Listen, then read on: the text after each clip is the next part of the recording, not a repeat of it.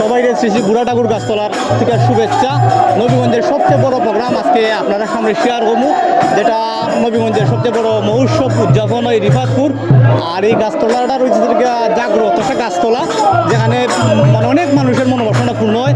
মানে কোনো মানে এই যে আছে না অনেকের যে অনেক মানুষরা থাকে, সেগুলো এখানে যাইয়া মানত করে সেটা বুড়া ঠাকুরে পূরণ করুন। এটা জাগ্রত আমি যতটুকু শুনছি। তো আশা করি আপনারা প্রত্যেক বছর এই অনুষ্ঠানও আইবা। আর এই অনুষ্ঠান থেকে এবারের যে প্রোগ্রামটা করছে এটা হচ্ছে 26 সালের মহোৎসব বুড়া ঠাকুর গাছতলা রিফাতপুর। তো আজকে আমি চেষ্টা করবো টোটাল রিফাতপুরের এই মানে সুন্দর প্রোগ্রামের ভিডিওটাতে, যে প্রচুর মানুষ এখানে মানে সমাগম হয়, যা ধর্মপ্রাণ যারা হিন্দু মুসলমান সর্বশ্রেণীর মানুষ এখানে অংশগ্রহণ করে এই প্রোগ্রামটা। আর এই প্রোগ্রামটা হচ্ছে নবীগঞ্জ থেকে যদি 5 মিনিট লাগে এই প্রোগ্রাম আইতে, আপনারা দেখতে পারা যে কী পরিমাণ মানুষের সমাগম ঘটছে।